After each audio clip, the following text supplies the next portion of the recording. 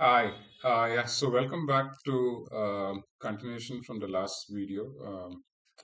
Right, so we saw this entire code, okay, and the output of that code, right, so this print docs, right, we are actually saving this over here, the vector index, right, so this is what it looks like.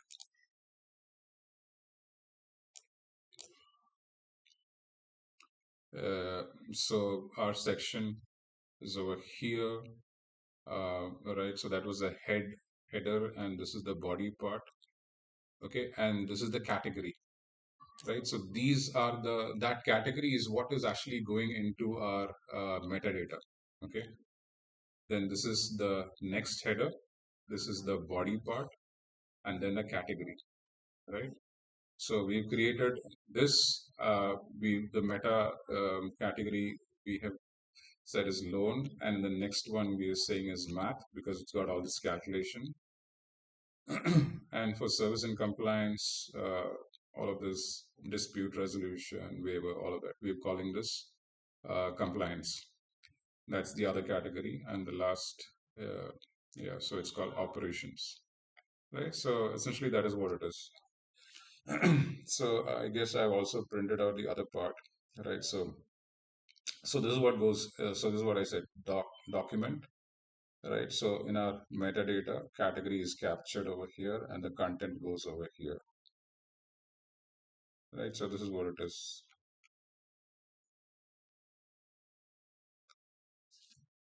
Cool. Now let's go to the main file,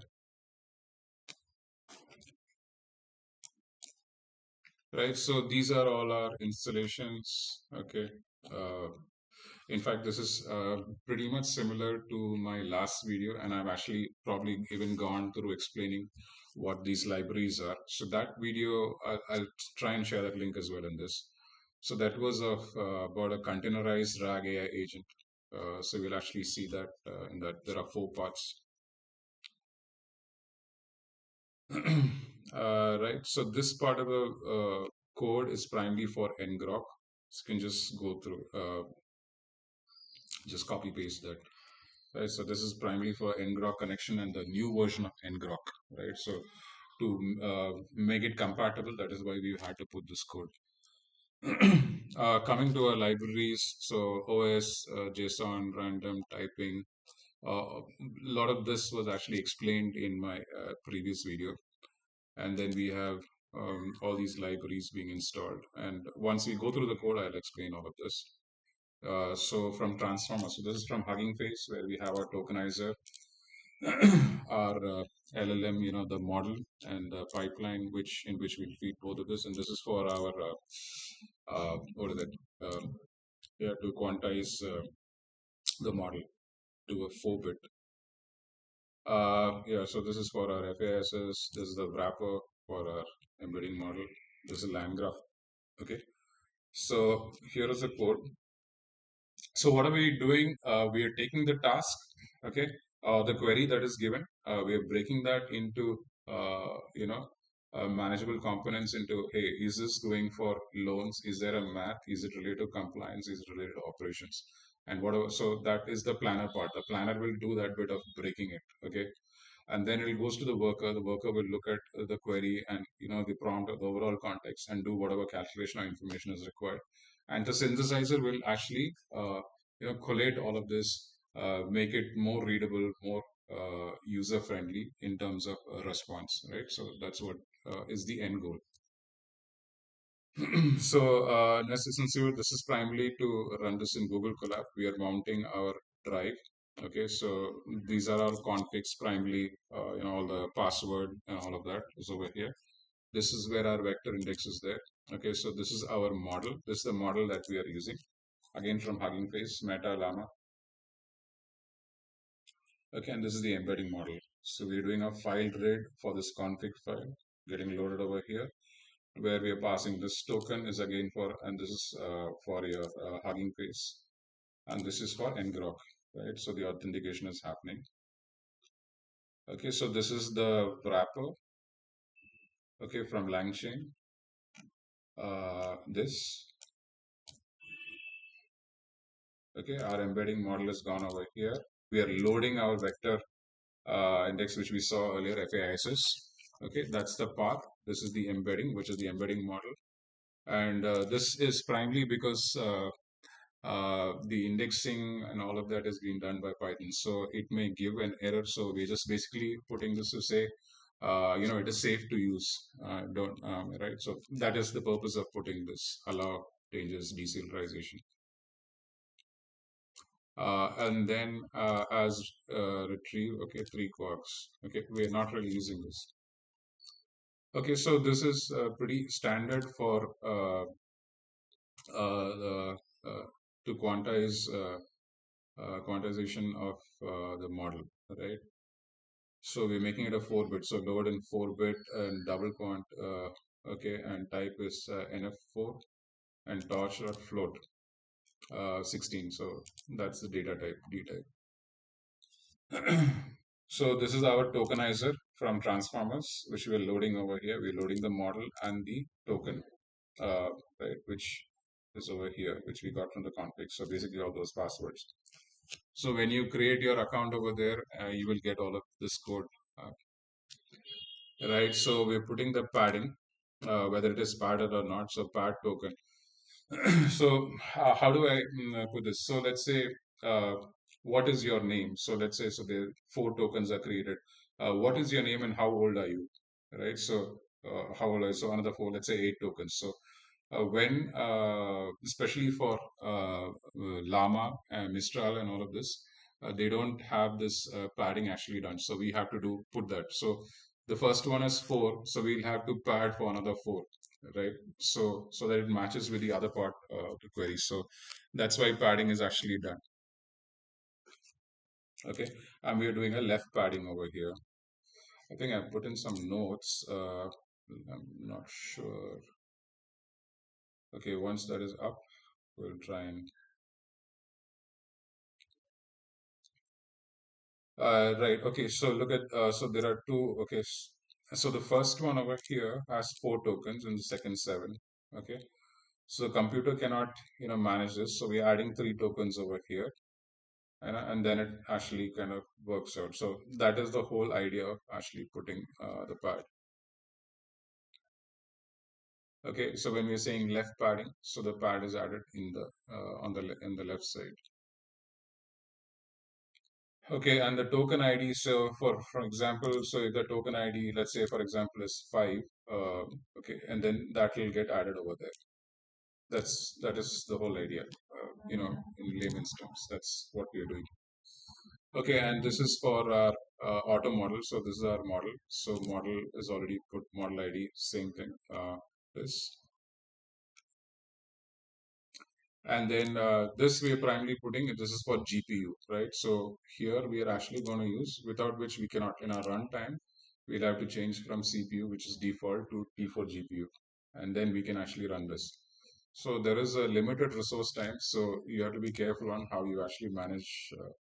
If you hit connect, your clock starts ticking, even if you don't run the code. Okay.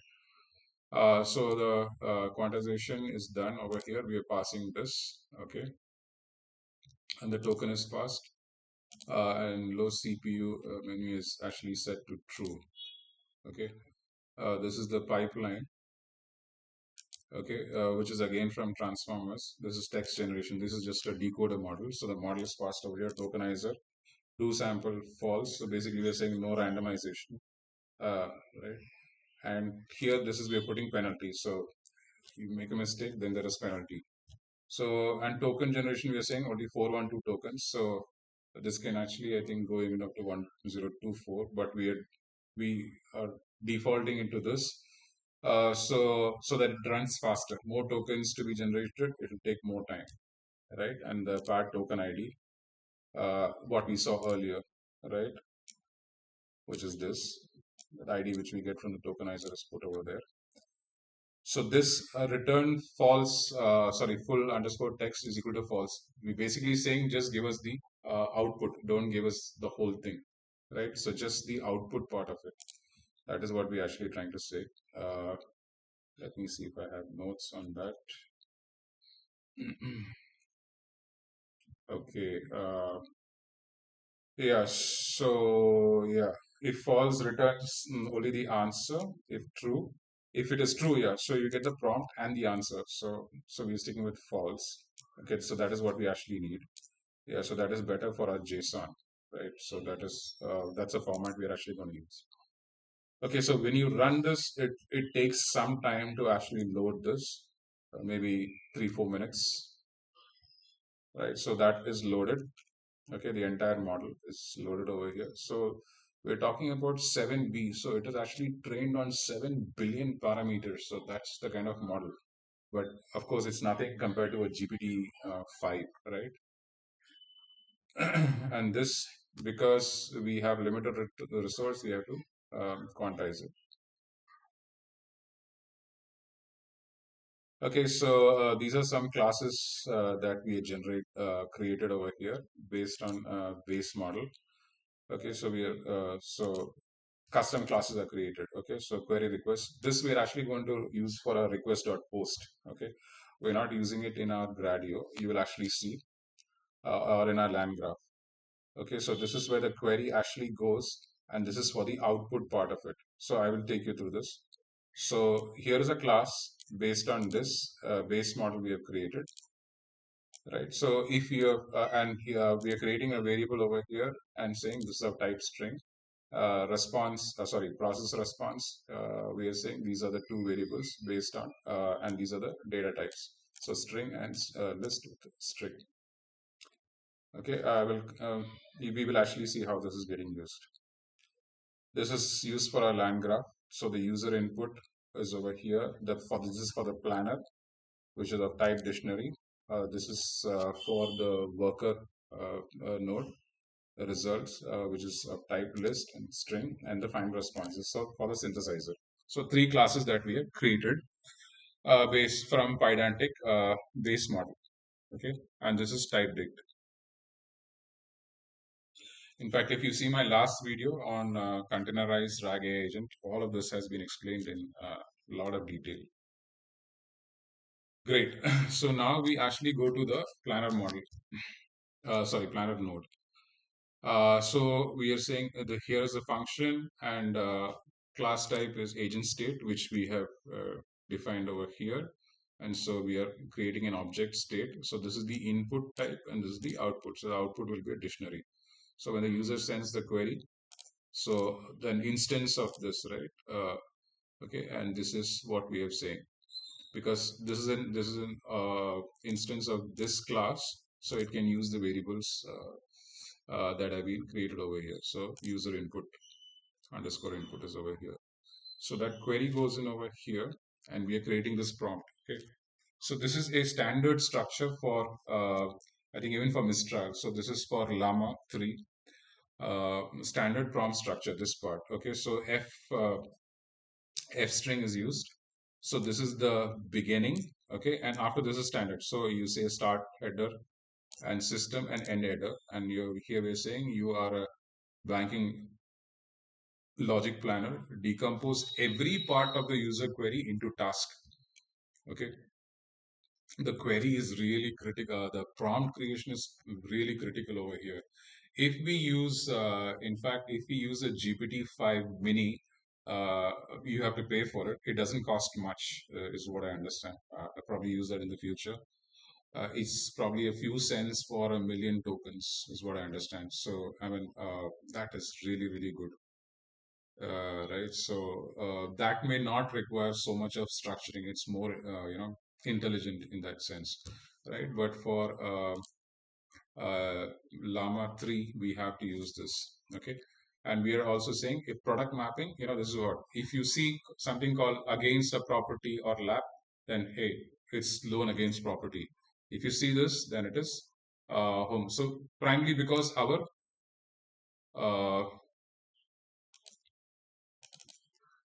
okay, where did that go? Yeah, primarily because our data is structured like that. So our database is structured like that. So we're making it clear. Okay, and then if lack is used, so I had to do multiple iterations, and the the LLM didn't understand. So I have to say, if you see lack, then it is 5 0. So all of that the math rule for lakh and crore had to be defined, right? So this is for an Indian bank. So the important thing over here is you need to know your database, right? So what does my data look like? Basis that you have to create this, right? Yeah, moving on. For the calculations and categories, we're saying so flag that as math only if you're using amount. Only if amount is there for calculation, okay? And loan only if you're going to use interest rates and info. Okay, so that is how our structure is. So if it is loans, so then it's only interest rates information. So if it's some math, then hey, we have to do some calculation, property value into zero point 0.6 or available credit limit into this. So the that calculation bit is over here. So that's why we are structured. So we're saying compliance, use it for dispute and contacts. Contact info, right? So that is how we've done our flagging over here. If you remember the earlier part, the category creation in the metadata, right? So that is what we had done, right? So loan is this, okay? This part was math. So that's how we are actually, that is why we are doing it. So we have to know what our data looks like, and basis that we actually create this. So if amount is present, okay, then we are saying needs calculation is true. We are going to use this, right? So we will see the structure and then you will understand why we put that. It's true and categories math. Capture multiple tasks. Okay, now this example was critical. Without this example, my LLM was really not giving the output that I wanted. Okay, so I will come to this. So this is what my JSON. So the response format we are saying in the prompt. This is what my response. So the task should have. So it should have product. It should have intent, which will say calculate the limit or check rate and service info. So this is really critical. Needs calculation true or false, for which we have said over here, if amount is present, needs calculation true, category is math. Okay, true or false, amount, and then category. This is part of what we have done in our vector database, or our vector index rather. So this structure is, we are actually telling, this is how I want my JSON, okay, the response. So without this example, we were running into challenges, primarily because this is not as superior as a GPT-5, right? GPT-5 mini, right? Which is more economical in terms of cost, I would say. That's my view, right? So we're saying, hey, if this is the user query assistant, now you for dictionary we use a curly braces, but primarily because it's in F string, we're using double braces. Okay, that's why you see all these double braces. Okay, so we're seeing product. Okay, the intent part, which is there in our structure, calculation. Yeah. So the needs calculation true, and we're saying amount has to be put and category has to be put. So that is how you have to do if you get a query like this. So this is our prompt, and then we are saying the end of that, and we are starting for the user. Okay. So this is again same thing like we did for our system. Then we are saying the user query, which we are going to post, that comes over here. So we've got this big prompt created for the system. Okay, so start header system. Hey, this is what is the. So basically, what are we doing over here? We are saying this is your role, this is what you are, and this is what you have to do. So I'm setting down all the rules. Okay, and this is how you have to give me the output.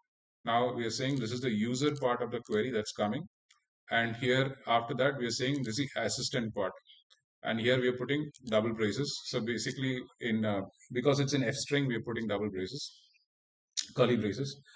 Okay, and that's the end of the prompt. So why we are doing that is primarily because we are forcing the LLM to saying now start responding. Okay, what did we say? We said return in our structure, we want only the answer. Okay, we don't want the prompt and everything in the output, right? So we just want the answer. Right, so all of this prompt is actually going into that pipeline, okay, which is what we have created over here. Let me just minimize this. Right, our pipeline, which is over here, all of this, right? So the prompt is actually going into that. So it comes over here, result, okay? our prompt will start generating the response from here. So the curly braces, we want it in JSON format. That's why we are putting a curly braces over here. So we are saying that plus 0 generate text. So if you see the output, it will have a generate text. So that's why we are actually calling this, okay, from the JSON format. And strip is primarily to remove all spaces and all of that. Right, so we've got everything in gen text underscore text.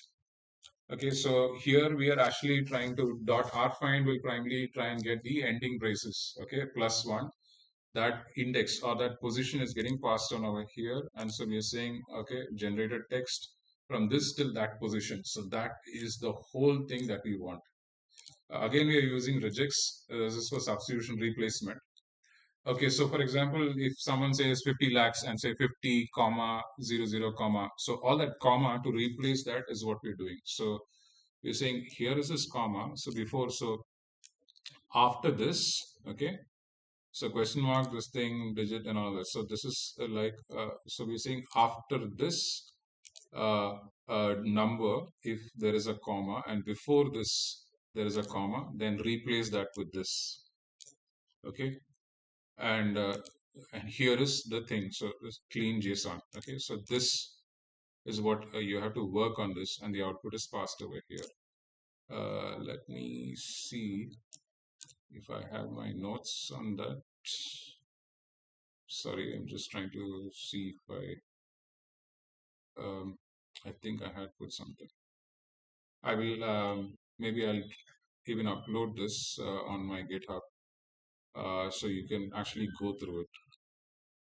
Okay, I guess yes, maybe I didn't. Okay, anyway, never mind. So that is what it is primarily. So you need to know a little bit of regex to understand this. It's pretty simple, not so complicated. Right, yeah, okay, so it is there. So that's the pattern, and that is replacement, and that's a string, which is this. Okay, and so we are saying this basically means look before or look, okay, before what? Before the comma, and look after. Okay, so basically that is what it does. Okay, so this gets replaced. So 5,000 is given over here, so that gets replaced with basically nothing. That just is removed. That's what is happening, is replaced with this. Okay, so we've got all of that, and we're saying JSON.loads, it goes over here, and data.get. So from that, we are going to look for task. So we said all of that is going to be split into task. That is the format. Okay, so we are trying to get this task, all of this. This is what we are trying to get. When we say get task, okay, so that is the extraction. If it's not there, then we default to an empty list. Okay, now for the task. So once that entire thing is done, it goes into a loop. Okay, so here again we are saying has amount. Okay, okay, just remember this is our structure. Okay, so this is what we're looking for. So get all of that. So if it has an amount, then you have to do the calculation. Okay, so rather set that to true. So this is like a second level of sanitization. So in fact, our prompt actually got it done. But if it is not done, then we are actually doing that bit of second level of check. So it's like this. Your prompt is like I would say is like a junior analyst, and then you're putting like a reviewer on top of it, and putting all those fixes. But if you have a more superior LLM, then that much less work for us. Okay, it depends on the kind of how complicated our data is, or information, or PDF, or whatever that that you're looking at. Right? Yeah, and then we are saying over here the task category has to be math. Okay, if it is dispute, then we are saying false. There is no calculation required. You remember our structure, right? So we had math, loan, and compliance and all that. So based on that, we are structuring the whole thing. Needs calculation category is this. Otherwise, else, false, and loans. Okay. Yeah. So this is what our category was. Now we are doing a search, similarity search based on that product. Okay, we are going through this loop, we are looping. Okay, what is our task going to have? Our task is going to have all of this, the product, the intent, okay, needs all of this. So based on that, it's going through the loop. So this particular product, okay, just give me one output, k is equal to 1, and the category is actually given over here. So this is primarily just a check, right? So when we're getting this search result, it's giving passed on over here. I'm checking the length. Hey, is it greater than 0? So we're capturing over here. It's a Boolean. So that will come over here. So that goes into our planner output. Okay. So that is the first thing that we've actually got, right? If this, okay, we've run this in a try, okay. If this didn't work, go to the except. And so I would recommend just do smaller bits and pieces. And I would say first, don't even use the land graph. Just run it. Just call the function and see how it has been. So you'll have to change some of this slightly, and you can actually do that. Primarily just calling the function and passing the string. So this will be like a query string and output dig and all of that. So we just pass the query directly instead of using land graph. So go through it and actually debug it. Okay, so once we are done with that, then it goes to the worker node, right? So the planner state, okay, so same thing, okay, it goes into this planner node output, it's passed over here, and same thing again, task. Okay, so this is a list that we're creating. Again, it goes to the task. So here again, now, so we've broken our query into different tasks. Now, this is where all the calculations and everything that needs to be looked or checked is happening. Okay, so the worker node is actually doing that. So first, we are actually checking for the category. And now we are saying if loan is there in the product part, and if this category is math, then please append loan. Because if you see, somebody says, okay, this mine is a loan against property worth property is worth 50 lakhs. You know, what loan can I, how much loan can I get, and all of that. So there are two things that needs to be done over there. If you look at it, first for the loan part, okay, it will have to get all this information, and for the amount, the eligibility, all that calculation. This is the second part. That is why we are doing this. So we are adding. So in this search categories, it will have a list of two items. One is loan and the other one is math. Right. So in fact, that is what I put in my notes over here. Right. So here again, we are creating an empty list. So for this particular, for the first one, okay, the first task, okay, or the query that we're actually sending in over here, we're actually running this. So we're going into the store index, vector index, FAISS, using a similarity search. And in fact, I've done a video on RAG, Gen AI and tag architecture, where I have spoken in depth about the vector database and how it is all done. So in terms of similarity, cosine search, and all of that. Have a look at that video. It will help you understand this better. Right. So based on this product, we are saying k equal to 2, which means two outputs. The filter is put over here. First, it will go for loan, and the second time for math. So all of that is added into this list. So dot extend. So if you understand list dot extend, okay, so it's not append, because if you append it, it'll just go as a list into a list. So extend it just gets added. So from that, we are actually pulling out the page content, okay, from docs. Everything is where in passed into docs, and from there we're taking out the page content. So if you remember, sorry,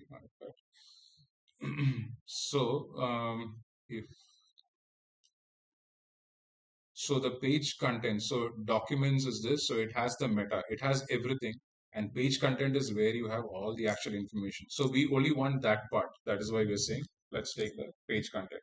So that goes in over here. So okay, so we're just creating another variable dot context join, passing at a list. We're putting set this thing. Why we're doing set is primarily because set eliminates any duplicates. So if there is duplicate information in this, in a list can actually have that, but a set will not.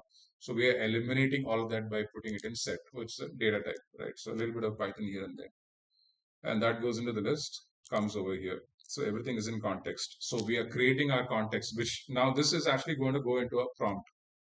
Now, again in that task, okay, so first part of the task was we saw whether, whether the category is this, right? And we pulled out the context based on all of that. And now we are saying if needs calculation, then hey, this is going to go to the prompt, the instruction. Okay, so if this is true, okay, this is true, then this is find the LTV, okay, and the multiplier for this particular product, calculate the eligibility limit for this amount, identify the interest rate and all of that. So that is the instruction, and we are putting some set of rules because it was hallucinating, we're getting some errors, doing its own bit. So we had to hard code. So through multiple iterations and debugging, we got this. Finally, we are saying the eligibility limit will be that value into the multiplier. Okay. If it is not this, if this is false, then the instructors just get the information for that product. Okay, based on the context. So what have we got over here? We've got the context and we've got the instruction.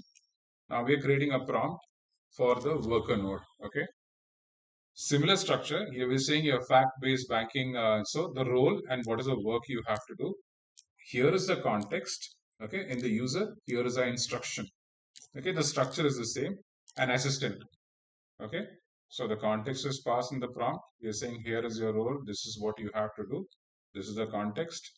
And here's the instruction, which is what we all this work has been done to get this. Okay, where did we get this? Based on our query, we've got this from our vector index. Okay, which went on over here. We eliminated duplicates.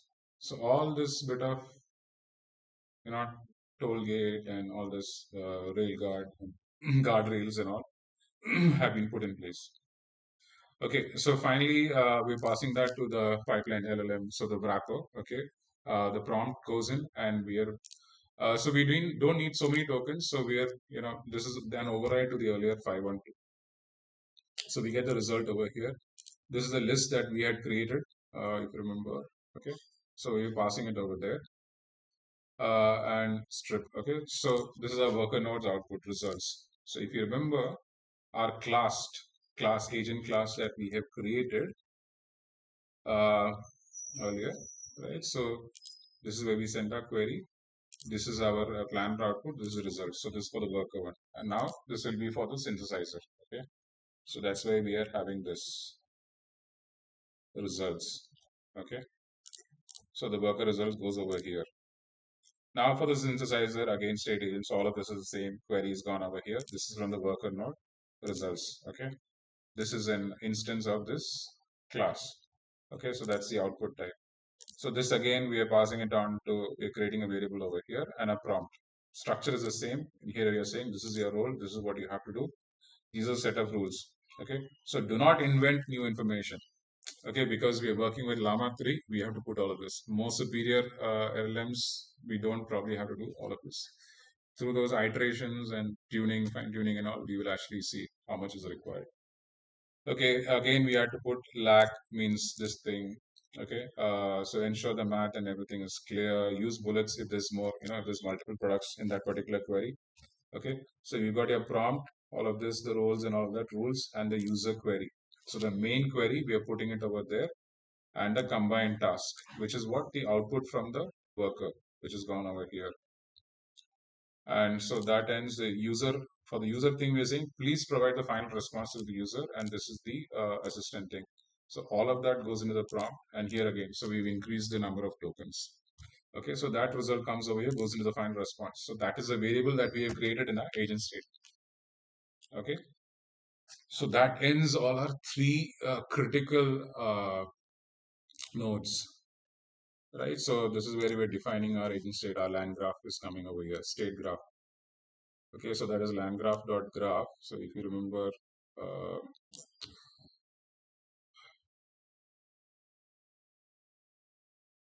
yeah, this. Okay, this is what, and state graph, and is also over here, which you will see. So in fact, I have explained this in depth in my previous video, where I'd used Docker and Docker Compose. Okay, so let's probably pause here and continue in the next video.